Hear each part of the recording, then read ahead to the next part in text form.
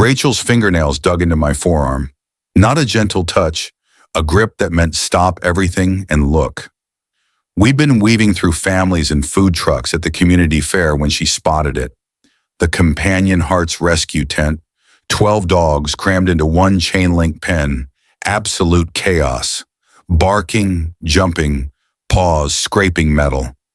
She was already pointing at this red-coated puppy who looked like he'd swallowed a power outlet. "That one," she said, breathless. "Ben, we have to meet that one."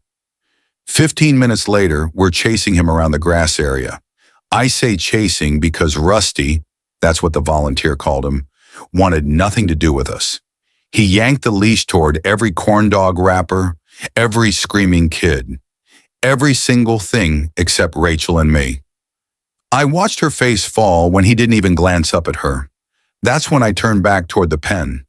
In the middle of 11 dogs losing their absolute minds, there was this chunky gray and white pit mix just sitting there. Not barking, not jumping, just watching us with these enormous brown eyes like he was deciding something about us.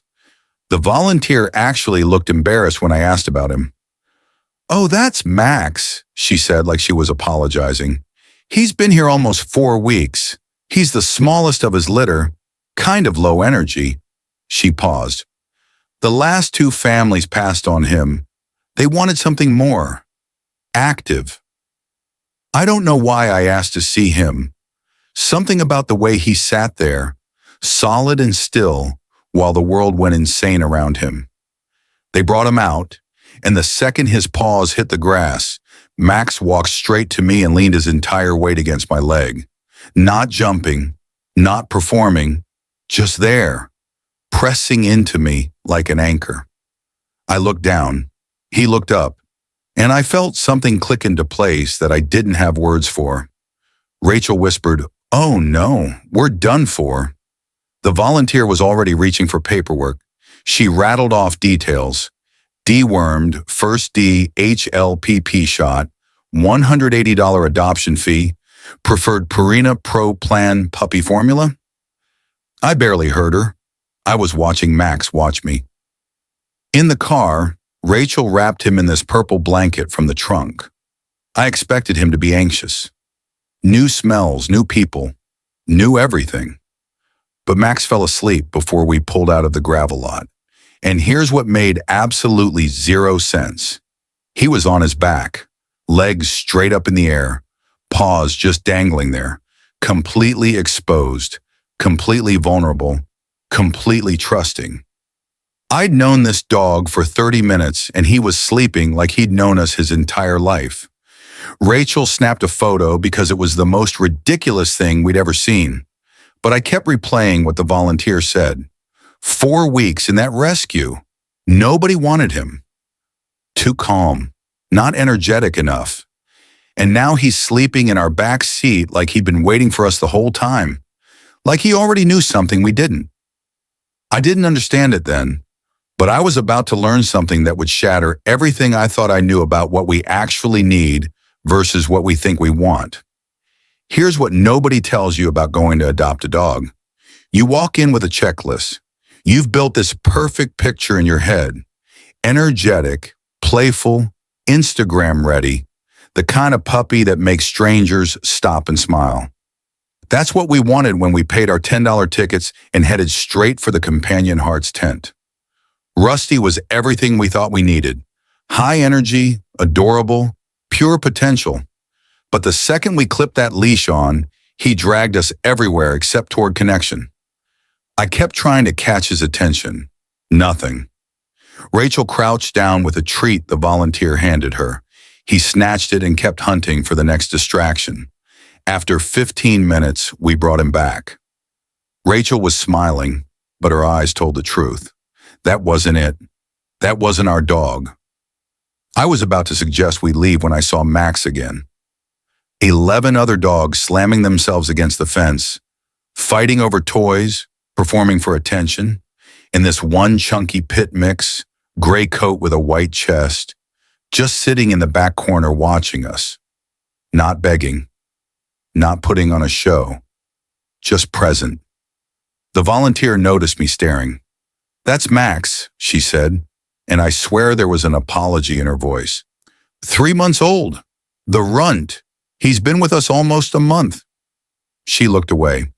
"He's just not very energetic. Everyone who comes here wants a dog that'll keep up with their lifestyle." I don't know what made me ask to meet him, but when Max walked over and pressed his body against my leg, solid, calm, unbothered by the noise around us, I felt it. That pull you can't explain, can't rationalize, can't talk yourself out of. The volunteer walked us through the paperwork, mentioned his vet visit was included, told us what food he'd been eating, gave us a handout on pit bull care. I nodded through all of it, but my attention was on Max, who hadn't moved from my leg. In the car, Rachel bundled him in that purple blanket. I thought he'd be scared. New car, new people, his whole world just changed.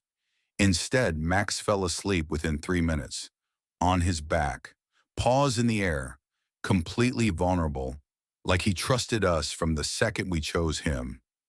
Rachel took that photo, the one with the arrow pointing at his ridiculous sleeping position, and laughed. "This is the weirdest puppy I've ever seen."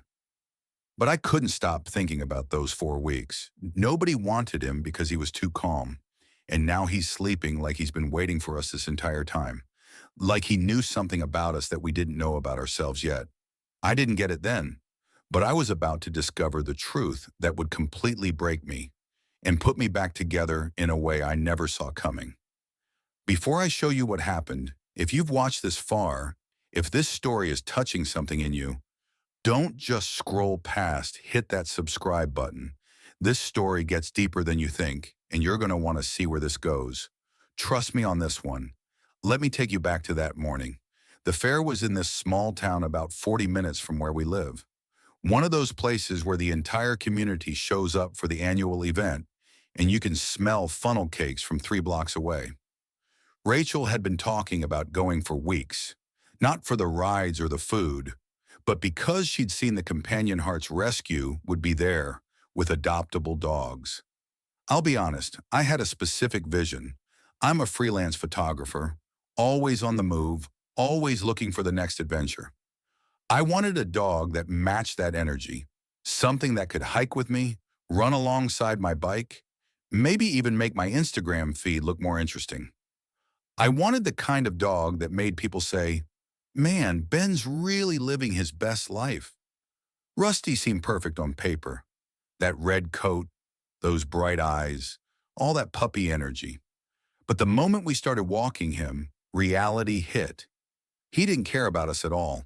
We were just the people holding the leash while he explored his world.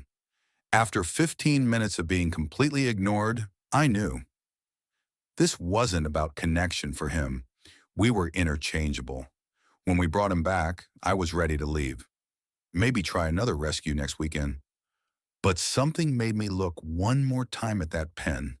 And there he was. Max wasn't doing anything to sell himself. He wasn't the cutest puppy there or the most energetic.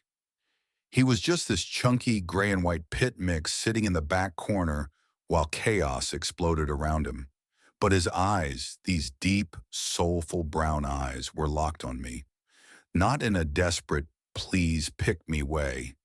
More like he was studying me, trying to figure out if I was the kind of person he'd been waiting for. "What about that one?" I asked, pointing. The volunteer, a woman in her 50s with kind eyes, followed my finger and actually winced.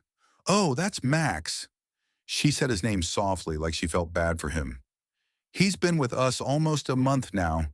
Sweet boy, but he's the runt of his litter. Very low energy."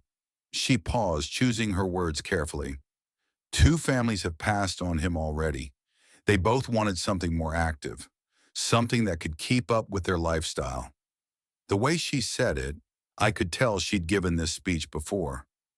Probably thought we'd say the same thing and walk away. "Can we meet him anyway?" Rachel asked. The volunteer nodded and opened the pen.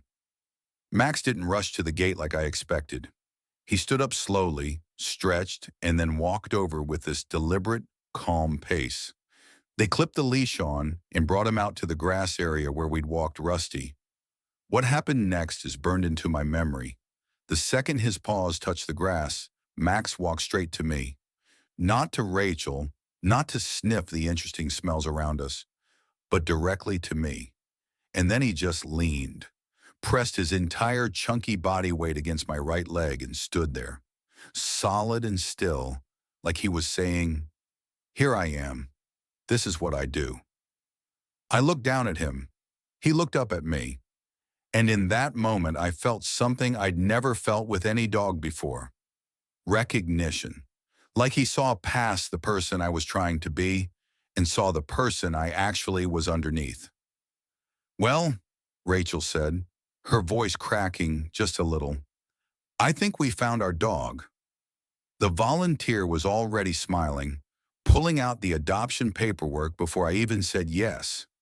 The paperwork took 20 minutes. The volunteer walked us through everything.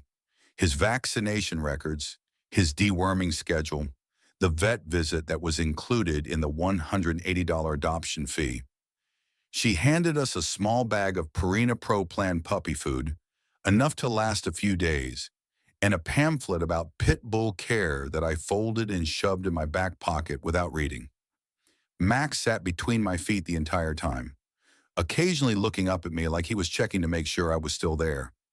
Not anxious, not restless, just present. Rachel kept reaching down to scratch behind his ears, and every time she did, his eyes would close like he was savoring it. "He's a special one," the volunteer said as she handed me the leash. "I think you two are exactly what he's been waiting for." I didn't know what to say to that, so I just nodded. We walked Max to the car through the fair crowds. He stayed close to my leg the entire time, not pulling, not distracted by the noise and chaos around us. Kids ran past screaming. A carnival barker shouted about ring toss prizes. Max didn't even flinch. It was like he'd already decided we were his people and everything else was just background noise. Rachel opened the back door and pulled out this purple fleece blanket we kept in the trunk for beach trips. She spread it across the back seat and patted it. "Come on, buddy, let's get you home." I lifted Max up. He was heavier than I expected, all compact muscle under that puppy fat, and set him on the blanket. He turned in a small circle once, then twice, and I thought he was getting comfortable the way dogs do. Instead, he flopped onto his back, not just rolled over, full on flipped himself upside down, legs shooting straight up into the air, paws dangling like he'd been powered off mid-stretch. His head lolled to the side on the blanket, eyes already drooping closed. Within seconds, he was asleep. "Ben," Rachel whispered, pulling out her phone. "Ben, are you seeing this?" I was seeing it, but I wasn't believing it. I'd known this dog for less than an hour, and he was sleeping on his back, completely exposed, completely vulnerable, in a moving car with two strangers. That's not normal puppy behavior. Puppies are supposed to be nervous, vigilant, cautious in new situations. Max looked like he'd been riding in our car his entire life. Rachel snapped a photo, then another. "This is insane," she said, laughing quietly. "What kind of dog does this?" I didn't have an answer. I started the car and pulled out of the gravel parking lot, glancing in the rearview mirror every few seconds. Max didn't move, paws still in the air, breathing steady and deep, trusting us in a way that made no logical sense. "The volunteer said 2 families passed on him," Rachel said softly, staring at Max in the back seat. "How does anyone meet this dog and walk away?" I thought about those families. Probably wanted a dog with more flash, more energy, more Instagram appeal. They looked at Max and saw boring. They saw the runt. But watching him sleep like that, so unguarded and peaceful, I saw something else entirely. I saw a dog who already knew something I was still trying to figure out. He wasn't waiting for just any home. He was waiting for the right one. And somehow, impossibly, that was us. Max didn't wake up until we pulled into our driveway. The second the car stopped moving, his eyes opened, and he rolled himself upright like nothing unusual had happened. Rachel opened the door and he hopped down onto the pavement, shaking himself off. "Welcome home, buddy," I said. He looked at me, then at the house, then back at me. Waiting. I unlocked the front door and stepped inside. Max followed, but not in the excited, chaotic way I expected from a puppy. He didn't bolt through the rooms or jump on the furniture. Instead, he walked slowly through the entryway, head low, sniffing methodically. Living room, kitchen, hallway. Each space got the same careful attention, like he was taking inventory of his new world. "He's so calm," Rachel said, watching him move from room to room with that deliberate pace. "Is that normal?" I didn't know. I'd never had a dog before. But something about Max's quietness felt intentional, not fearful, like he was studying his environment before deciding how to exist in it. The first accident happened an hour later. Max squatted right in the middle of the living room carpet, peed, then looked at me like he was waiting for instruction. I didn't yell. The volunteer had warned us this would happen. Instead, I grabbed paper towels and cleaner while Rachel took Max outside to show him where he was supposed to go. The second accident happened 2 hours after that, this time in the hallway. "We need a crate," Rachel said, scrubbing the floor. "Somewhere he can sleep. That's just his space." I pulled out my phone and found one on Amazon. $68 for a medium-sized wire crate with a divider panel. 2-day shipping. I clicked buy now without thinking about it. That night, Max slept on a folded towel in the corner of our bedroom. Every couple of hours, he'd whimper softly and I'd take him outside. He'd sniff around the yard for 5 minutes, pee, then walk back inside and go right back to sleep. No drama, no resistance, just this quiet acceptance of the routine we were trying to establish. The crate arrived on Tuesday. I set it up in the living room, threw in the purple blanket from the car, and showed it to Max. He walked inside, turned his circle, and laid down. Didn't fight it, didn't cry when I closed the door. "That's so weird," Rachel said. "My friend's puppy screamed for 3 hours the first time they crated him." But Max wasn't screaming. He was just lying there, watching us through the wire bars with those same soulful eyes. By the end of the first week, we'd settled into a pattern. Morning walks, meals at 8 and 6, crate time when we left the house. Max adapted to everything without complaint, moving through our home with that same slow, inventory-taking pace. But something was starting to bother me. Max never played. I'd bought toys, a rope, a squeaky ball, one of those rubber Kongs you stuff with treats. He'd sniff them politely, maybe mouth them for a second, then walk away. When I'd try to engage him in play, he'd just sit there looking at me, like he didn't understand what I wanted. And his breathing. I started noticing it more. Heavy, labored, like every breath took effort. He'd walk from the living room to the kitchen and need to lay down for 10 minutes. "Do you think something's wrong with him?" I asked Rachel one night. She was scratching Max behind his ears while he leaned against the couch. "What do you mean?" "He just seems tired all the time." Rachel paused, her hand stilling on Max's head. "Maybe we should call the vet." I nodded, already pulling up the number for Companion Animal Hospital. That's when the fear really started creeping in. Tyler showed up on Saturday afternoon with a 6-pack of craft beer and stories about his new marketing job. Tyler's been my best friend since college. One of those guys who always has energy, always has an opinion, always fills whatever room he's in. "So this is the famous Max," he said, crouching down in our living room. Max walked over slowly and sniffed Tyler's extended hand. No tail wagging, no excitement, just a polite acknowledgement that a new person existed in his space.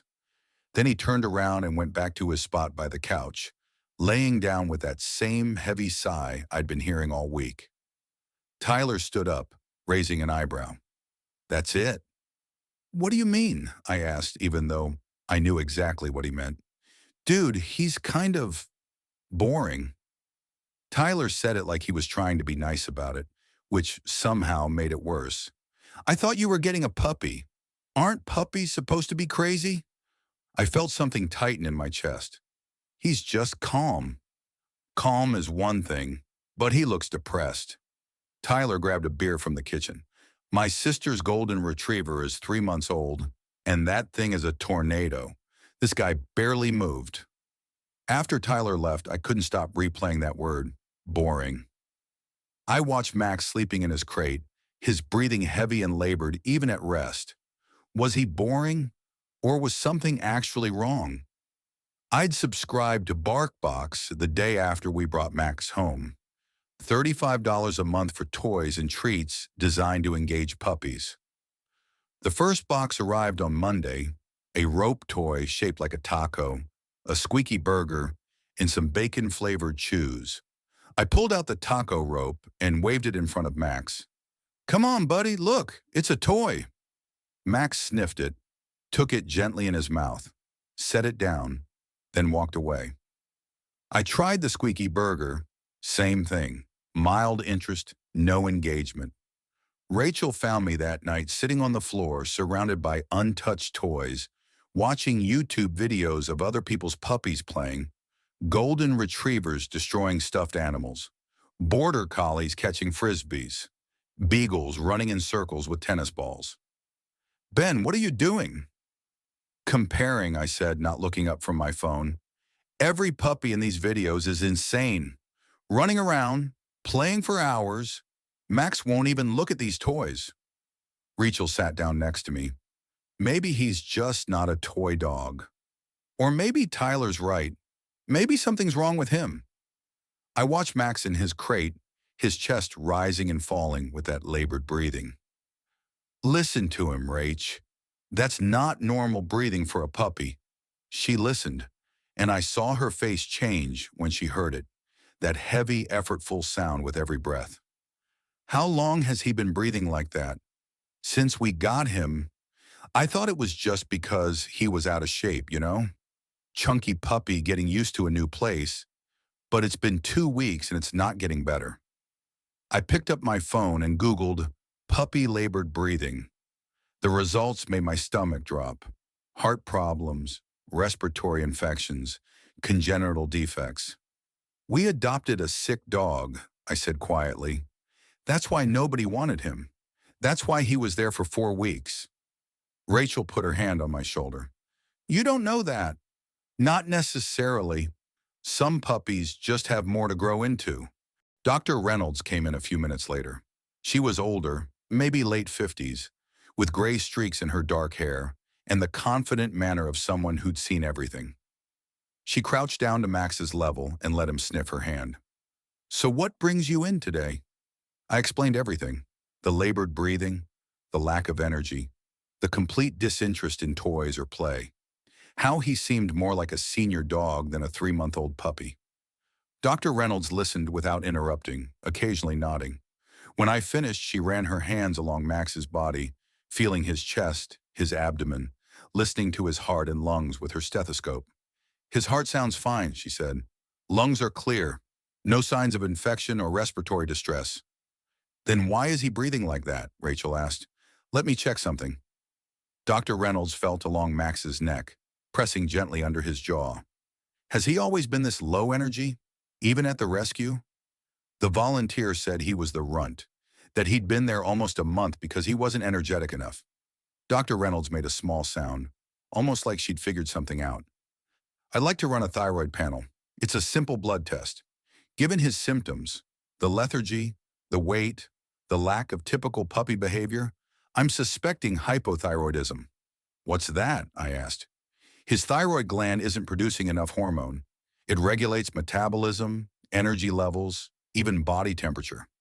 In puppies, it's not super common, but it happens. The good news is, if that's what this is, it's very treatable." I felt something loosen in my chest. Treatable. That word meant everything. They took Max to the back for the blood draw. He went without protest. That same calm acceptance he showed for everything. 15 minutes later, Dr. Reynolds came back with results. "His T4 levels are significantly low," she said, showing us numbers on a printout that meant nothing to me.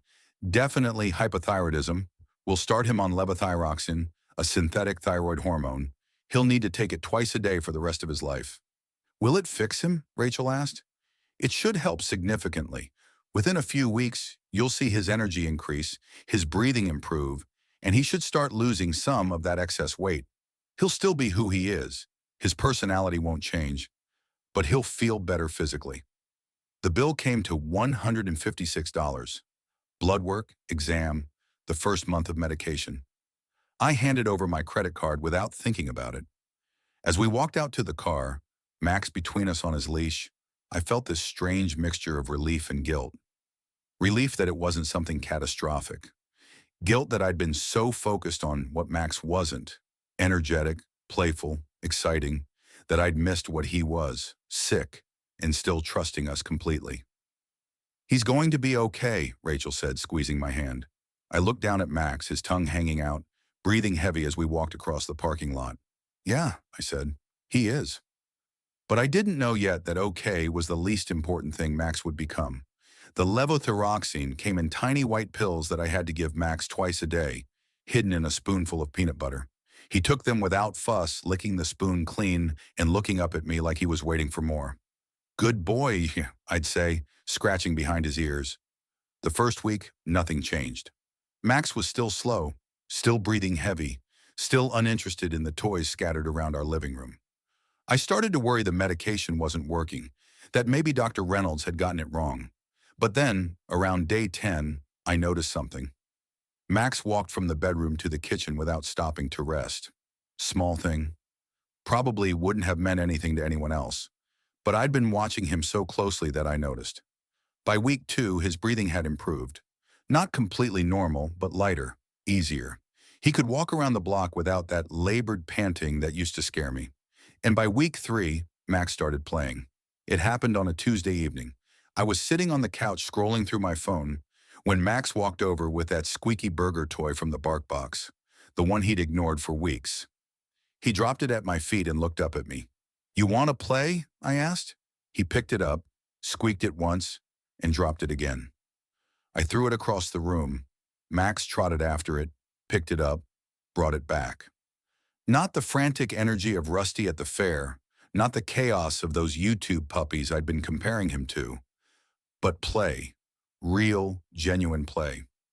Rachel came home from work and found us in the middle of a tug-of-war session with the taco rope.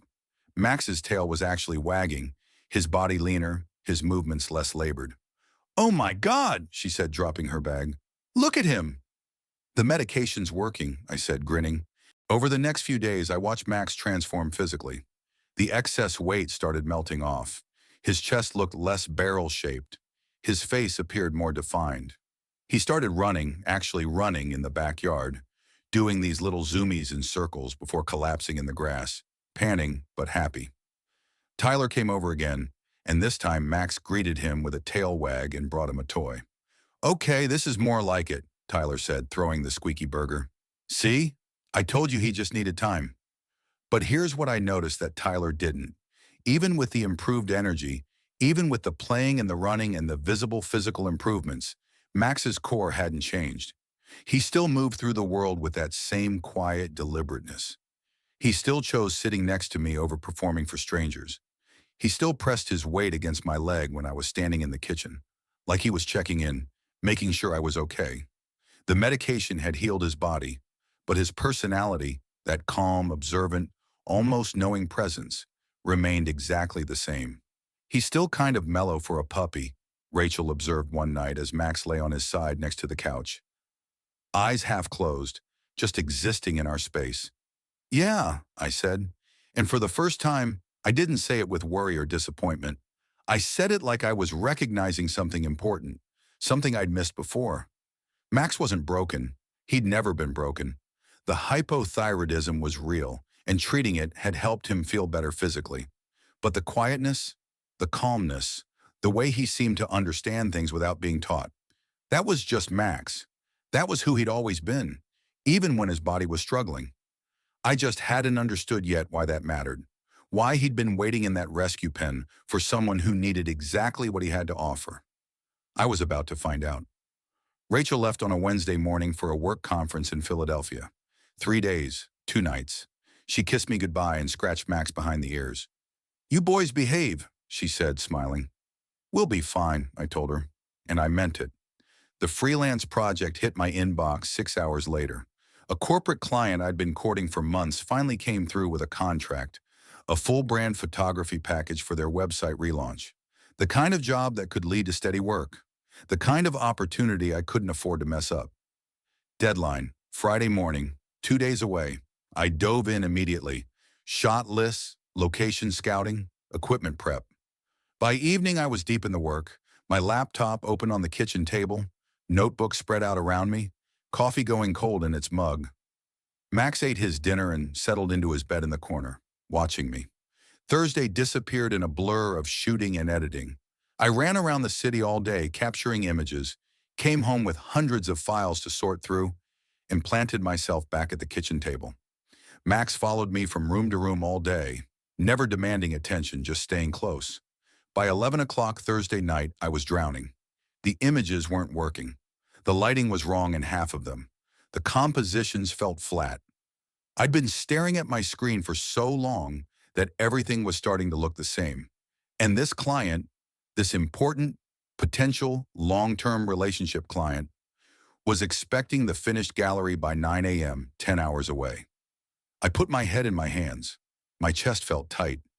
That familiar spiral started, the one where every mistake I'd ever made came rushing back, where every doubt about my career, my abilities, my worth as a freelancer compressed into a single crushing weight. I was going to fail. I was going to lose this client. I was going to prove everyone right who'd ever questioned whether I could make it as a photographer. My breathing got shallow, my hands were shaking, and then I felt it. Pressure against my leg. I looked down. Max had gotten up from his bed and was standing next to my chair, his entire body leaned against my right leg, not asking for anything, not trying to play or distract me, just there, solid and warm, pressing his weight into me like he was holding me in place. I reached down and put my hand on his head. He didn't move, didn't lick my hand or wag his tail or do any of the things dogs do when they want attention. He just stood there anchoring me. Minutes passed, then more minutes. I sat there with my hand on Max's head, feeling his steady breathing, his calm presence, the absolute certainty of his body against mine. The spiral slowed, my breathing deepened. The weight in my chest didn't disappear, but it became something I could carry instead of something that was crushing me. 2 hours. That's how long Max stood there. 2 full hours pressed against my leg while I worked through the edits. While I fixed the images, while I slowly pulled myself out of that dark place. He didn't get bored, didn't walk away, didn't need anything from me except to be allowed to stay. At 1:30 in the morning, I uploaded the final gallery to the client portal. 68 images. Not perfect, but good. Better than good. I closed my laptop and looked down at Max, still standing there, still leaning. "How did you know?" I whispered. He looked up at me with those soulful brown eyes, and I realized something that made my throat tight. This was why nobody had wanted him at the rescue. Not because he was sick, though he was. Not because he was boring, though he seemed that way. But because Max didn't perform. He didn't entertain. He didn't make you smile for an Instagram story. Max did something much harder to recognize and infinitely more valuable. He saw when you were breaking, and he stayed. 4 months later, Rachel suggested we go back to the fall fair. Different season, different setup, but the same small town, the same community gathering. And Companion Hearts would be there again with their rescue booth. "I want to see if they remember Max," she said. Max was a different dog now. Lean, healthy, his coat shining.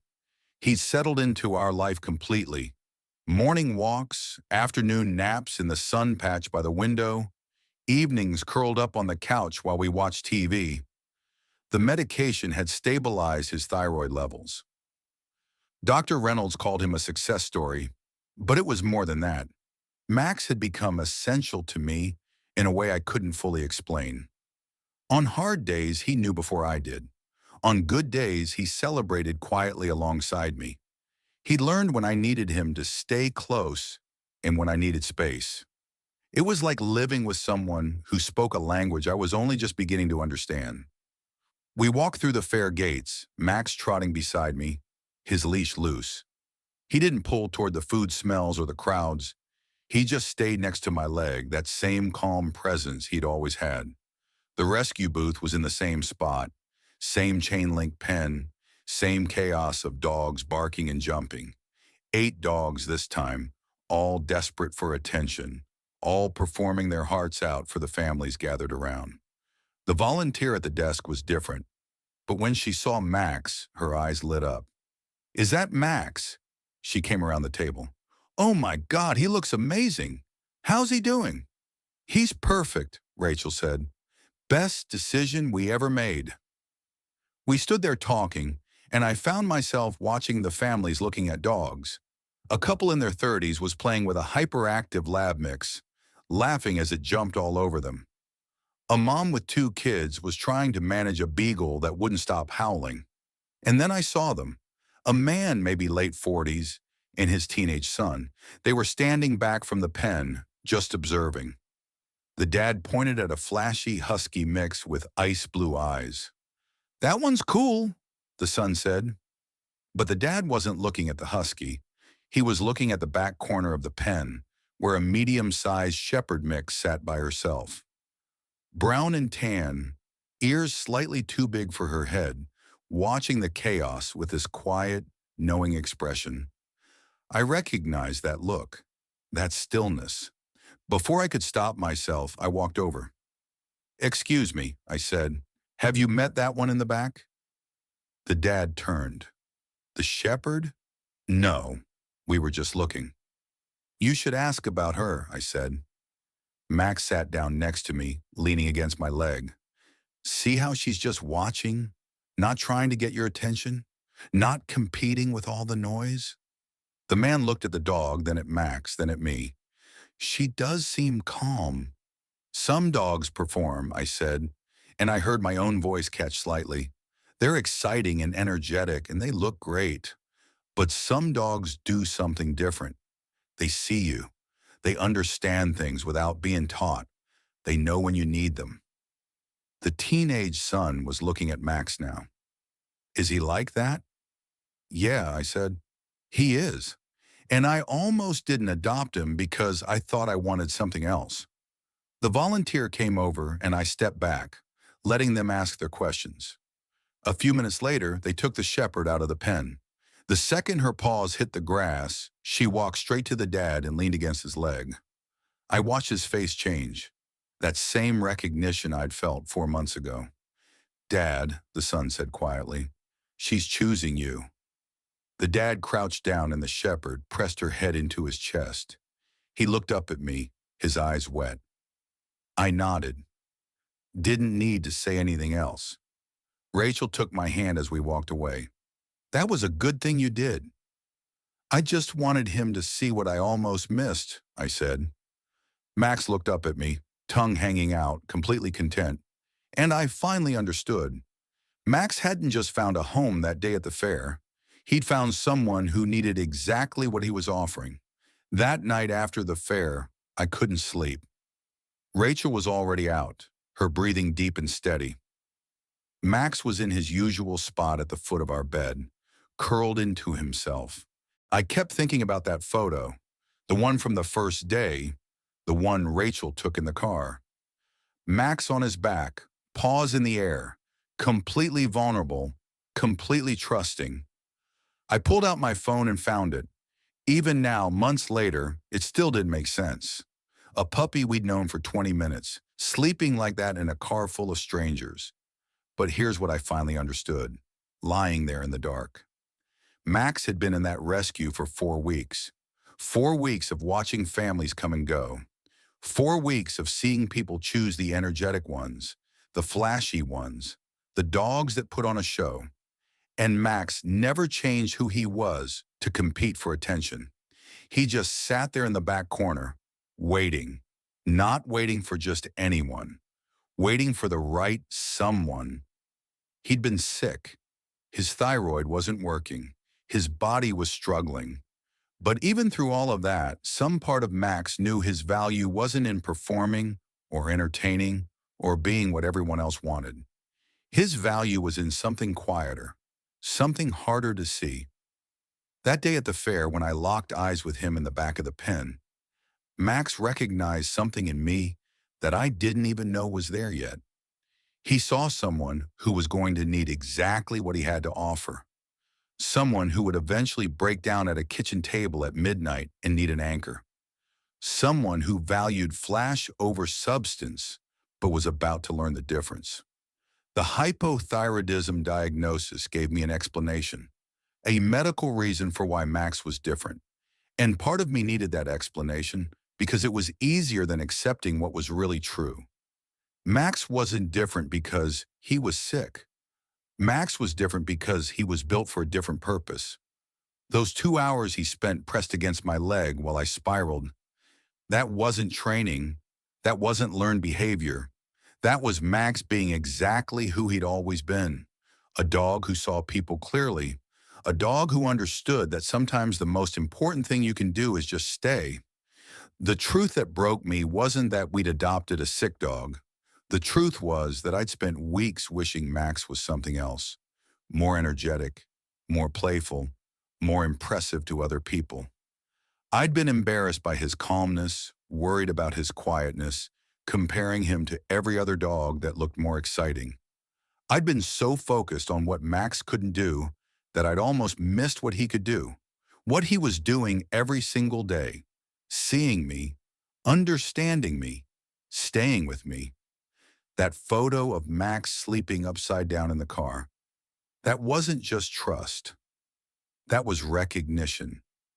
He knew even then that he was home, that he'd found the person who would eventually understand why he'd been waiting. I looked over at Max, still sleeping at the foot of the bed. His breathing was steady now, healthy, the medication doing its job. But even when his body was struggling, even when he was the runt nobody wanted, Max had known his worth. He'd just been waiting for me to see it too. And that's the truth that broke me open and put me back together.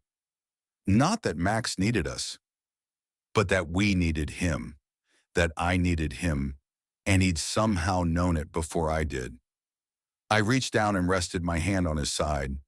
He stirred slightly, shifted closer to my touch, but didn't wake up. "Thank you," I whispered, "for waiting, for staying, for being exactly who you are, for teaching me that sometimes the most valuable things in life are the ones everyone else walks past because they're looking for something louder, something flashier, something that performs." Max didn't need to perform. He just needed to be seen. And finally, after everything, I was seeing him clearly.